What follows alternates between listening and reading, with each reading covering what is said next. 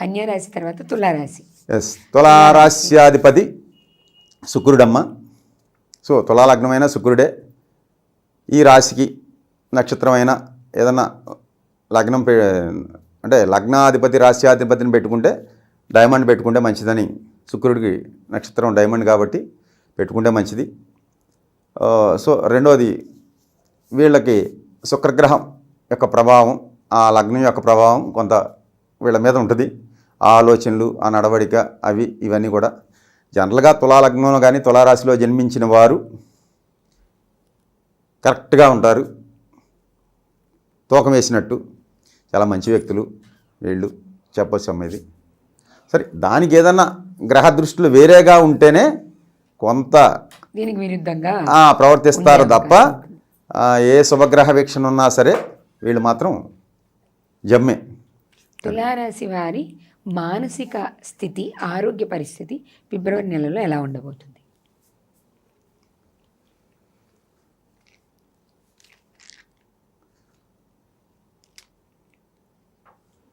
తులారాశి వారి ఆరోగ్య పరిస్థితి బాగుంటుందమ్మా. మానసిక పరిస్థితే కొంత బాగోదు. కొంచెం వీళ్ళు మెడిటేషన్ చేసుకోవడం అనేది ఉత్తమమైంది. జపం కానీ ధ్యానం కానీ ఏదైనా మెడిటేషన్ చేసుకుంటే మానసికమైన ఇబ్బందులు తొలగిపోయి కొంత ప్రశాంతమైన జీవితాన్ని పొందే అవకాశాలు ఉన్నాయి. తులారాశిలో జన్మించిన వారికి ఫిబ్రవరిలో రాజకీయ రంగంలో ఉన్నవాళ్ళు ఎలా ఉన్నారు? ఇంకా సినిమా రంగంలో ఉన్న వాళ్ళ పరిస్థితి ఎలా ఉండబోతుంది? తులారాశిలో జన్మించిన వారికి రాజకీయ రంగంగా బాగుంది, సినిమా రంగం కూడా బాగానే ఉంది. ఉద్యోగ అభివృద్ధి కానీ వ్యాపార అభివృద్ధి?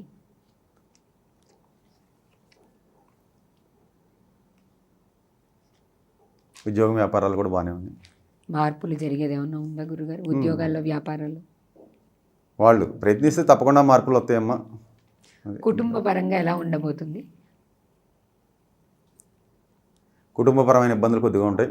తులారాశి కుటుంబంలో కొంచెం సఖ్యత కోసం ప్రయత్నించాలి. అది భార్య అయినా, తల్లిదండ్రులైనా, కొడుకులైనా, ఎవరైనా కొంచెం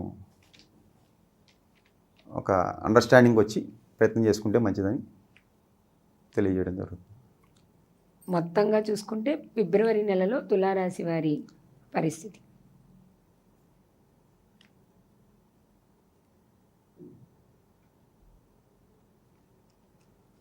మొత్తంగా ఓవరాల్గా బాగానే ఉందమ్మా. ఒక 18 మార్కులు వేశారు, అంటే 100కి 80% మార్కులు సంపాదించారు కాబట్టి భగవంతుడు ఇస్తున్నాడు కాబట్టి ఓవరాల్గా ఓకే. ఇంకేమైనా వాళ్ళ జాతకాలను బట్టి వ్యక్తిగత జాతకాలు పరిశీలన చేసుకుని ఏమైనా పరిహారాలు, రెమెడీస్ ఉంటే చేసుకోవడం అనేది ఉత్తమమైన పద్ధతి. ఇంకా అది కూడా చేసుకోలేనప్పుడు అది జీసస్సా, అల్లా, హిందూ దేవుళ్ళ, హిందువులు అయితే 3 కోట్ల మంది, 33 కోట్ల మంది, 3 కోట్ల మంది దేవతలు ఉన్నారు కదా, మనం గ్రంథాలు రాశారు.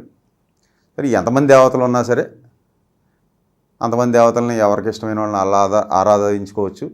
అలాగే క్రిస్టియన్స్ అయితే జీసస్ని, ముస్లిమ్స్ అయితే అల్లాని పట్టుకుంటే, పట్టింది ఏదో గట్టిగా పట్టుకుంటే, ఆయన ప్రత్యక్షమైన వరకు కూడా ఆ పట్టిన పట్టు విడవకుండా ఉంటే భగవంతుడిని అది పట్టాక వదిలేయకూడదు. మధ్యలో మునగటమో చావటమో, సావో రేవో నువ్వు ప్రత్యక్షమైన దాకా అని పట్టుకుంటే అప్పుడు ఆయన కరుణిస్తాడు. ఎవరు? మనం ఎవరిని పట్టుకుంటే వాళ్ళు. ఏ మతంలో అయితే ఆ దేవుడు కరుణించి పోరాడాలి భగవంతుడి కోసం. పోరాడితే పోయేదేముంది, అంతే అని.